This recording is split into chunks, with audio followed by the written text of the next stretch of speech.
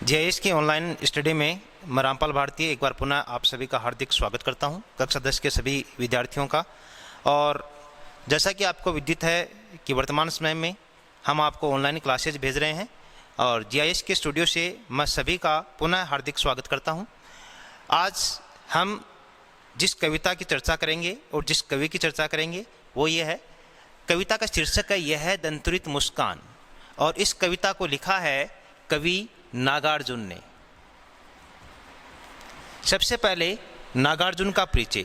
नागार्जुन का जन्म सन 1911 को बिहार के दरभंगा जिले के गांव सतलखा में हुआ और नागार्जुन का मूल नाम वैद्यनाथ मिश्र था।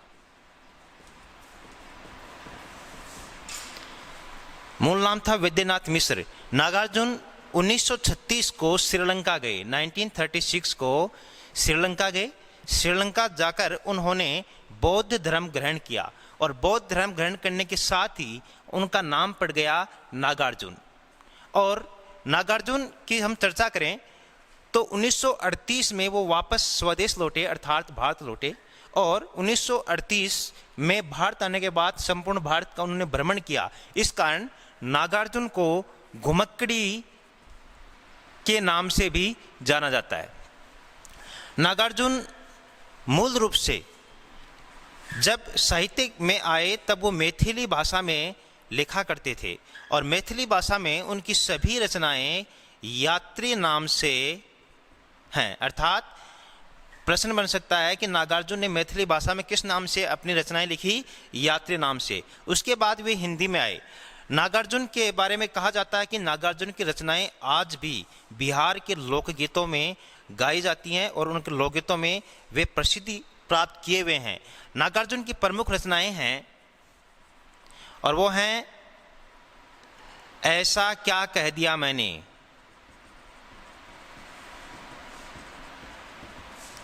मैं मिलिट्री का बुड्ढा घोड़ा,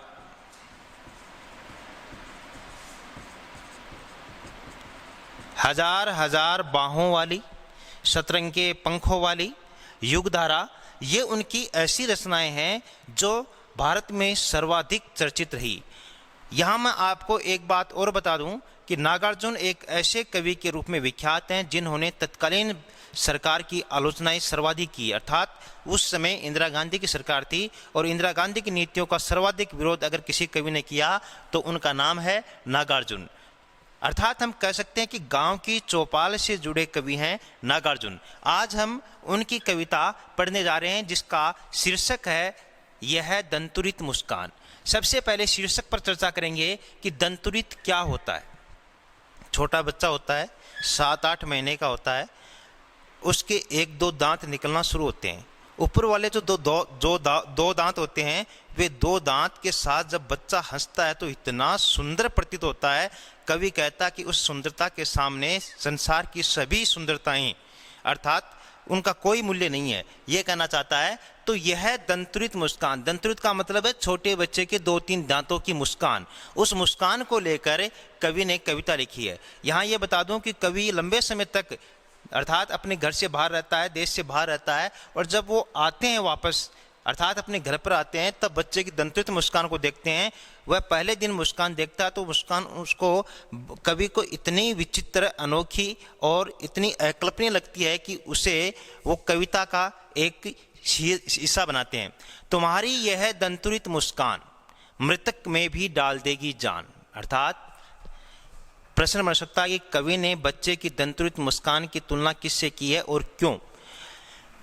बच्चे की दंतुरित मुस्कान की विशेषता बताते हुए कवि ने कहा है कि वो इतनी सुंदर है, इतनी सरस है और इतनी रसीली है कि वह मरे हुए व्यक्ति में भी जान डाल देने में सक्षम है। अर्थात कवि को मृतक में भी जान डाल देने के समान वो लगती है। तो यहाँ पर मृतक में जान डाल दे सकती है अर्थात कवि ने थोड़ा बढ़ा चढ़ा कर लिखा है। इस कारण हम कह सकते हैं कि इस पंक्ति में अतिशयोक्ति अलंकार की व्याप्ति है। जहाँ किसी उक्ति का बढ़ा चढ़ाकर वर्णन किया जाए वहाँ अलंकार होता है अतिशयोक्ति। धूली दूसर तुम्हारे ये गात, छोड़कर तालाब मेरी झोपड़ी में खिल रहे जलजात। बच्चे की दंतुरित मुस्कान की विशेषता नंबर 2। पहली विशेषता मृतक में भी जान डाल सकती है। दूसरी विशेषता, धूली दूसर, धूल से सना हुआ। धूली दूसर का मतलब है धूल से सना हुआ। छोटे बच्चे जब खेलते हैं तो उनके वो धूल से सने हुए रहते हैं। आजकल के बच्चे तो धूल से सने हुए नहीं रहते हैं, इसी कारण एलर्जी की प्रॉब्लम होती है, इसी कारण ऐसी बीमारियां फैल रही हैं, इसी कारण स्कूल बंद करनी पड़ रही है, क्योंकि बच्चों का बचपन चला गया और युवाओं का यौवन चला गया और बुढ़ापा तो बचा ही नहीं है। तो कहने का अर्थ यह है कि जैसे जैसे हम विज्ञान के साथ आगे बढ़ते गए वैसे वैसे हमने बहुत सी ऐसी चीज़ों को विकृत कर दिया, अर्थात हमारी सृष्टि को हमने इतना विकृत कर दिया कि बच्चों में बचपन नहीं रहा। लेकिन ये उस समय की कविता है जब बच्चों में बचपन था, वे धूली दूसर गात के साथ रहते थे, अर्थात धूल से सने हुए शरीर के साथ। धूली दूसर तुम्हारे ये गात, अगर मैं धूल से सना हुआ तुम्हारा ये शरीर देखता हूं, गात यानी शरीर, गात यानी काया, गात यानी बदन, तुम्हारा ये शरीर देखता हूं तो क्या लगता है, छोड़कर तालाब मेरी झोपड़ी में खिल रहे जलजात। ऐसा लगता है कि जैसे जलजात का अर्थ है कमल, कमल के पौधों ने किसको छोड़ दिया है, तालाबों को छोड़ दिया है। कमल कहाँ खिलता है, तालाब में, तालाब में खिलता है। इसी कारण पंकज का पर्यायवाची क्या है, नीरज। नीर यानी जल, जय यानी जलने वाला, पंक यानी कीचड़, जय यानी जलने वाला, अर्थात कीचड़ में जन्म लेने वाला। इसी कारण इसका यह पर्यायवाची है। जलज, जल यानी पानी, जय यानी जन्म, जल में जन्म लेने वाला। तो कमल कहाँ जन्म लेता है, तालाब में। कवि क्या कह रहा है कि तुम्हारी इस सुंदर दंतुरित मुस्कान को, दो दांतों भरी मुस्कान को देखकर ऐसा लगता है जैसे कमल ने तालाब में खिलना छोड़कर कहाँ खिलना शुरू कर दिया है, मेरी झोपड़ी में खिलना शुरू कर दिया है। मानो, अर्थात मानो भाव जहाँ आता है वहाँ पर अलंकार कौन सा होता है, उत्प्रेक्षा। तो इस पंक्ति में हम कह सकते हैं कि उत्प्रेक्षा अलंकार है कि छोड़कर तालाब मेरी झोपड़ी में खिल रहे जलजात, तुम्हारी इस दंतुरित मुस्कान को देखकर ऐसा लगता है जैसे कि कमल ने तालाब में खिलना छोड़कर और मेरी झोपड़ी में खिलना स्वीकार कर लिया है। परस पाकर तुम्हारा ही प्राण, परस का अर्थ है स्पर्श, पिघल कर जल बन गया होगा कठिन पाषाण। दंतुरित मुस्कान की विशेषता नंबर 3। पहली विशेषता, मृतक में भी जान डाल देने के समान। दूसरी विशेषता, जैसे कि मेरी झोपड़ी में जलजात अर्थात कमल खिल रहे हो। तीसरी विशेषता कि तुम्हारी इस दंतुरित मुस्कान का स्पर्श पाकर पिघलकर जल बन गया होगा कठिन पाषाण। कठिन पाषाण का मतलब है, पाषाण वैसे पत्थर उगाते हैं, यहाँ कठिन पाषाण का अर्थ है कठोर हृदय। कवि क्या कहते हैं, कवि कहते हैं कि अगर इस दंतुरित मुस्कान को कोई कठोर हृदय वाला व्यक्ति भी देख ले तो वो कुछ समय के लिए क्या बन जाएगा, जल बन जाएगा। अर्थात अगर चट्टान भी इस दंतुरित मुस्कान को देख ले तो वो भी पिघल जाएगी। ये विशेषता बताइए बच्चे की दंतुरित मुस्कान की। दंतुरित मुस्कान का मतलब है बच्चे के 2-3 दांत, और वो थोड़ा सा मुस्कुराता है तो वो 2-3 दांत जब मुस्कुराते हुए दिखते हैं तो वे हर किसी को बहुत सुंदर लगते हैं। उस दंतुरित मुस्कान की विशेषता ये बताई गई है। छू गया तुमसे कि झरने लग गए शेफालिका के फूल। कवि क्या कह रहा है, कवि कह रहा है कि तुम्हारी इस दंतुरित मुस्कान को छू लेने भर से, देख लेने भर से, कुछ समय के लिए निहार लेने भर से ऐसा लगता है जैसे कि शेफालिका के फूलों की बरसात शुरू हो गई है।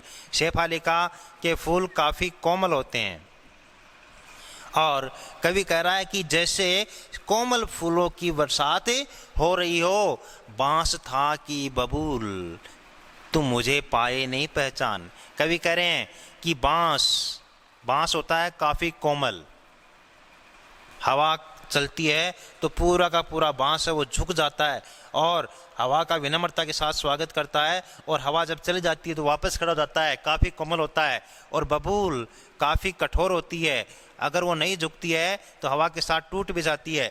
तो बांस का मतलब यहाँ पर हम ले सकते हैं रक्षक के रूप में, कोमल आचरण के रूप में, और बबूल का कठोर आचरण के रूप में, कठोर व्यवहार के रूप में। कवि क्या करें कि मैं आपके लिए बांस हूँ या बबूल हूँ, अर्थात मैं आपका रक्षक हूँ या मैं आपका अहितैषी हूँ, तुम मुझे पाए नहीं पहचान, आप मुझे पहचान नहीं पाए। प्रश्न बन सकता है यहाँ से कि बच्चा कवि को पहचान क्यों नहीं पाया, जबकि बच्चा स्वयं कवि का है।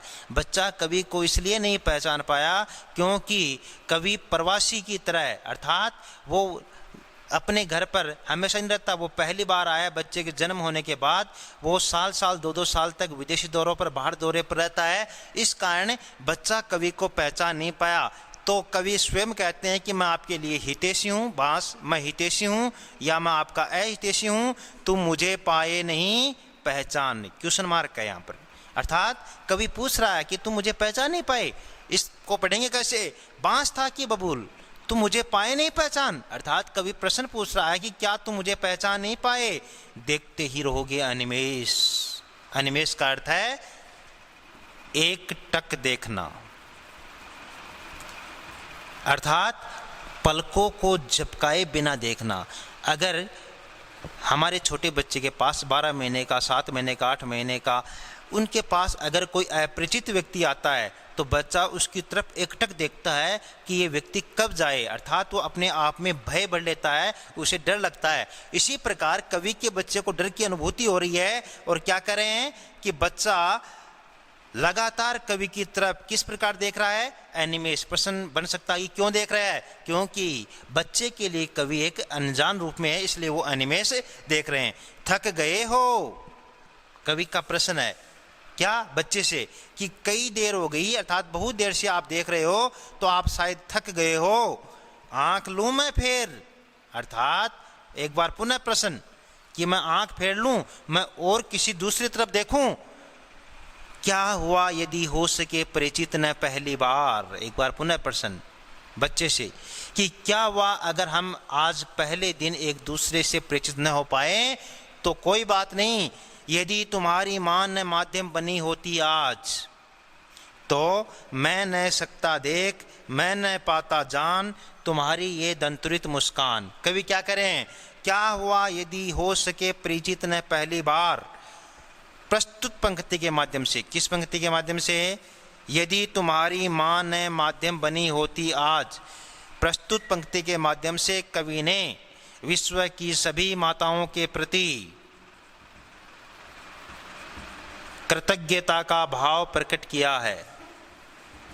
प्रश्न बन सकता है कि कवि की कविता की किस पंक्ति से यह पता चलता है कि वह मातृत्व शक्ति को नमन करता है, मातृत्व शक्ति को सलाम करता है। वो ये पंक्ति है, यदि तुम्हारी मां ने माध्यम बनी होती आज, अर्थात विश्व की सभी माताओं के प्रति कृतज्ञता का भाव प्रकट करते हैं कि वे एक संतान की उनमें इतनी क्षमता है, मातृत्व शक्ति की ऐसी विशेषता है कि एक नवीन संतान के रूप में वे घर को किलकारियों से और मुखरित करने में अपना अहम योगदान देती हैं और उनके पास जो शक्ति है उस शक्ति की विशेषता बताई है।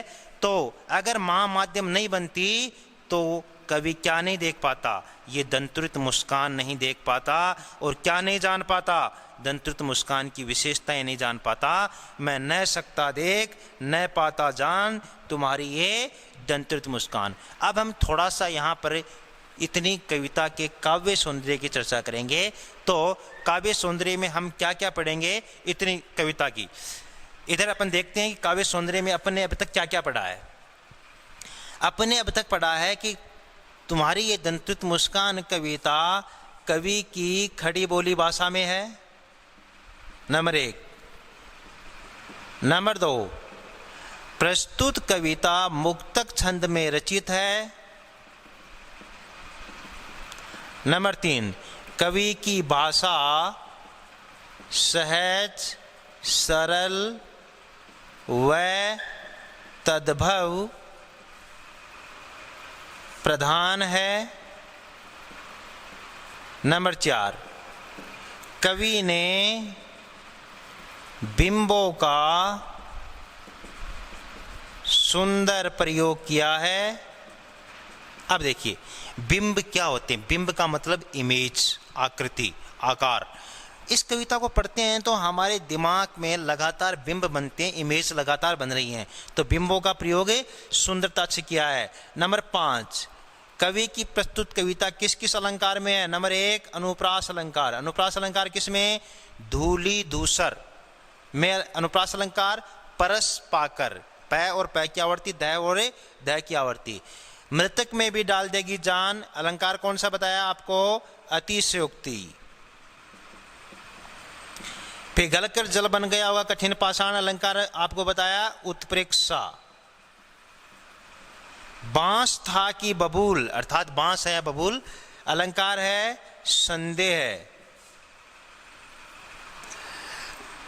उसके बाद कवि की एकल संवाद योजना दर्शनीय है। एकल संवाद योजना काफी आकर्षक है, दर्शनीय है, मनमोहक है। कैसे है एकल संवाद योजना? एक बार थोड़ा सा इधर आएंगे, अपन देखेंगे एकल संवाद योजना कैसे है। देखिए, तुम मुझे पाए नहीं पहचान, प्रश्न किससे पूछ रहे हैं कवि? बच्चे से। देखते ही रहोगे निमेष, प्रश्न किससे पूछ रहे हैं? बच्चे से। थक गए हो? प्रश्न। आंख लो में फिर प्रश्न। क्या हुआ यदि हो सके प्रश्न पहली बार? प्रश्न। ये सभी प्रश्न कवि किससे पूछ रहे हैं? बच्चे से पूछ रहे हैं। बच्चा जवाब थोड़ी दे रहा है, अर्थात जवाब स्वयं कवि ले रहा है, बच्चा कोई जवाब नहीं दे रहा है। ये तमाम जो प्रश्न है, इन सभी प्रश्नों को हम एकल संवाद योजना के अंतर्गत लेंगे, अर्थात स्वयं कवि ही प्रश्न कर रहा है और कवि ही उनका उत्तर दे रहा है। इसको हम एकल संवाद योजना के अंतर्गत लेंगे। और साथ ही नंबर 7 विशेषता बता करें, वात्सल्य रस। कौन सा रस? वात्सल्य रस का सजीव चित्रण, सजीव चित्रण प्रस्तुत कविता के माध्यम से हमें देखने को मिला है। अब आगे हम कविता की चर्चा करते हैं।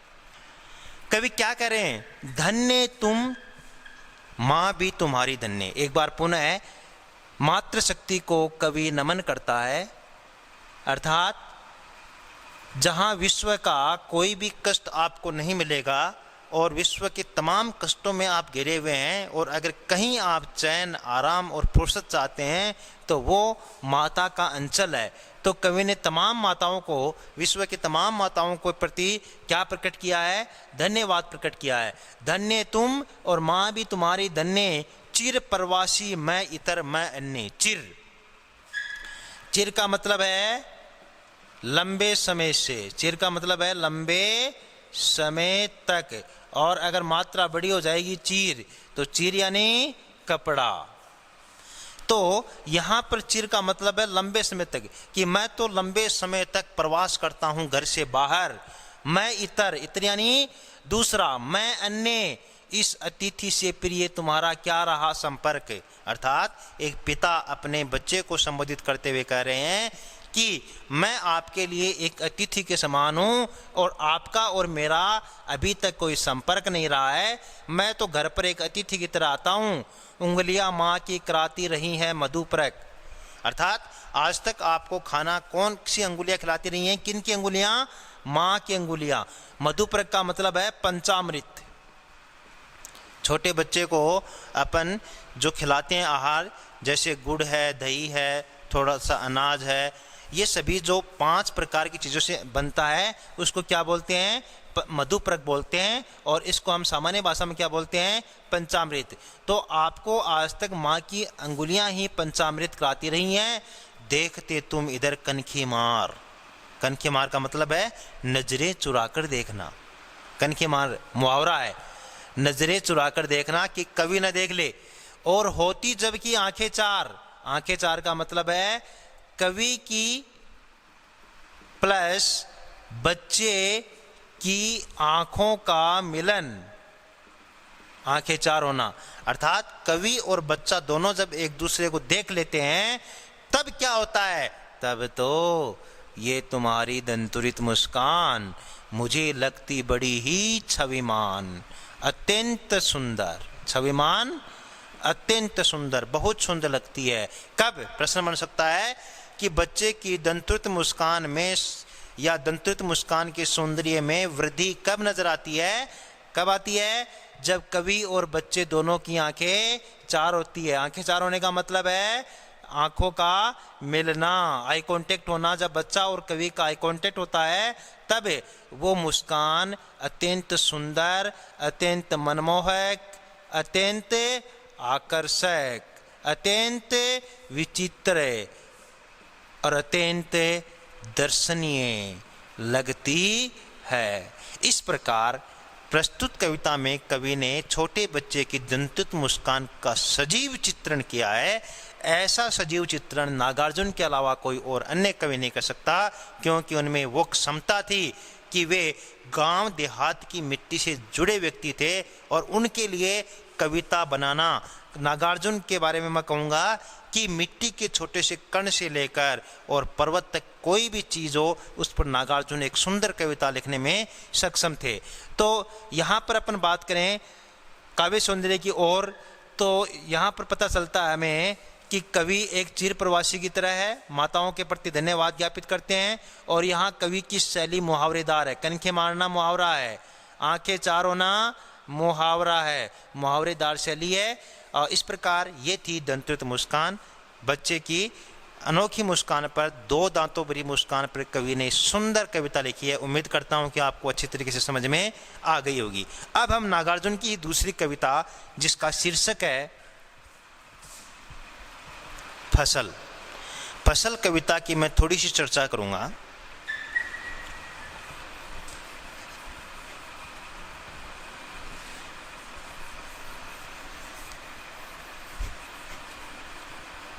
देखिए, फसल अपने आप में बहुत व्यापक शब्द है। इस शब्द की व्याख्या नहीं की जा सकती शब्दों के माध्यम से, इतना व्यापक शब्द है। वर्तमान समय में, वर्तमान संदर्भ में ये कविता क्या महत्व रखती है, थोड़ी सी चर्चा मैं इस पर करना चाहूँगा, बाद में इसको हम समझेंगे। कि देखिए, कवि प्रस्तुत कविता के माध्यम से हमें उपभोक्तावादी संस्कृति से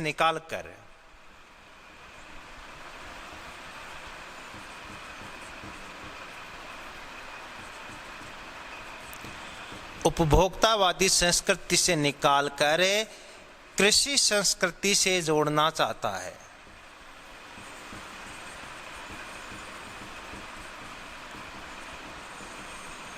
और इसी में अपनी संस्कृति छुपी है, भारत की संस्कृति छुपी है। देखिए, प्रश्न आपके लिए यह है कि उपभोक्तावादी संस्कृति क्या है। आपको 2 किलो गुड़ चाहिए, 1 किलो चीनी चाहिए, 2 किलो चावल चाहिए या 5 किलो आटा चाहिए। आप कहाँ जाते हैं? दुकान पर। यही उपभोक्तावादी संस्कृति है। जबकि दुकान पर यह सामान आया कहाँ से? यहां से। गन्ना बना होगा खेत में, गन्ना बना होगा खेत में, चावल उगा होगा खेत में, गेहूं उगा होगा खेत में। बहुत से बच्चों को इस बात का नहीं पता कि ये सब कृषि संस्कृति का अंग है। यहां से कवि निकालना चाहता है, जोड़ना किसे चाहता है? इससे। दूसरे सिंपल उदाहरण के माध्यम से मैं आपको समझाना चाहूंगा कि वर्तमान समय में विश्व कोरोना नामक महामारी से जूझ रहा है। यहां बंद क्या क्या है? मॉल बंद है, दुकान बंद है, समझ गए? और इसके अलावा सिनेमा बंद है। सभी क्या कहते हैं? यहां नहीं जाना है। क्या किसी ने कहा कि खेत में नहीं जाना है? कहा कि जाना है। क्या किसी ने कहा कि खलिहान में जाना है? नहीं जाना है? जाना है। क्यों? क्योंकि यहाँ क्या है? यहाँ गांव है, यहाँ भारत है, यहाँ सात्विकता है और यहाँ हमारी संस्कृति बसती है। तो कवि यहाँ से आपको निकालकर, उपभोक्तावादी संस्कृति से निकालकर, बड़े बड़े बिग बाजार से निकालकर आपको कहाँ ला रहा है? कृषि संस्कृति से जोड़ने का प्रयास कर रहा है। और क्या कर रहा है कि कोई फसल, जिसे आप एक छोटी सी बात समझते हैं, मैं बताता हूँ फसल क्या है। क्या कहता है? देखो, आओ इधर फसल कविता की तरफ। एक के नहीं, दो के नहीं, ढेर सारी नदियों के पानी का जादू है। फसल क्या है? किसी एक नदी का नहीं, दो नदियों का नहीं, देश की असंख्य नदियों के पानी का जादू है फसल। पहली बात कविता में क्या निकल कर आई? पानी। इधर लिख रहा हूं मैं, इतनी जगह अपन को चाहिए, इतनी जगह पे अपन कविता को समझेंगे। एक नदी का नहीं, दो नदी का नहीं, ढेर सारी असंख्य अनंत नदियों के पानी का जादू, वो पानी के जादू के परिणाम स्वरूप क्या निकला? फसल। आगे क्या कहते हैं कवि? एक के नहीं, दो के नहीं, लाख लाख कोटि कोटि हाथों के स्पर्श की महिमा है फसल। किसी एक किसान की नहीं, दो किसान की नहीं, लाखों लाखों करोड़ों करोड़ों हाथों के स्पर्श की गरिमा है फसल। कवि क्या कह रहा है? शाम के समय जब आप खाना खाने बैठते हैं, रोटी का पहला टुकड़ा तोड़ते हैं, तो वो रोटी का पहला टुकड़ा करोड़ों हाथों के स्पर्श के बाद आपकी थाली तक पहुंचा है। फसल बहुत व्यापक शब्द है, इसलिए करोड़ों किसानों, देश के करोड़ों किसानों के प्रति कवि का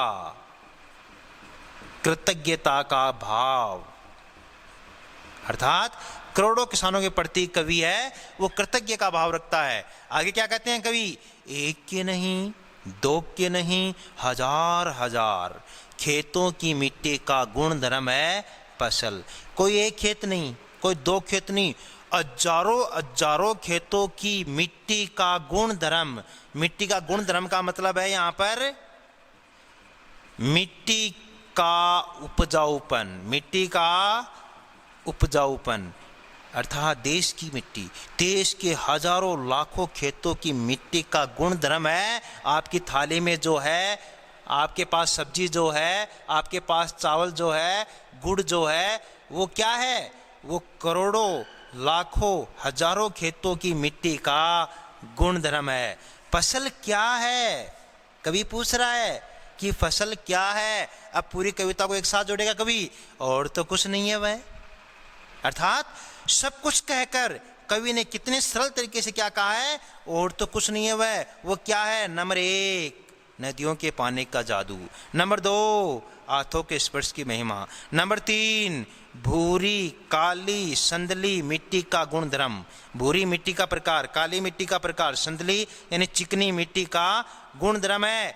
और क्या है वो? रूपांतरण है सूरज की किरणों का। किसका?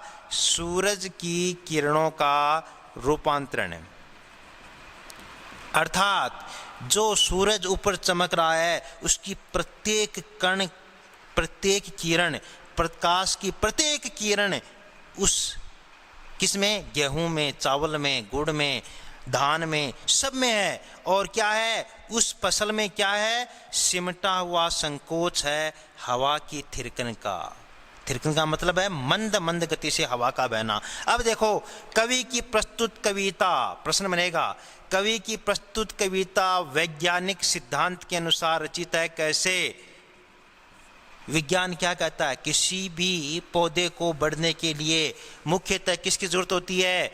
नंबर एक, पानी। नंबर दो, हवा।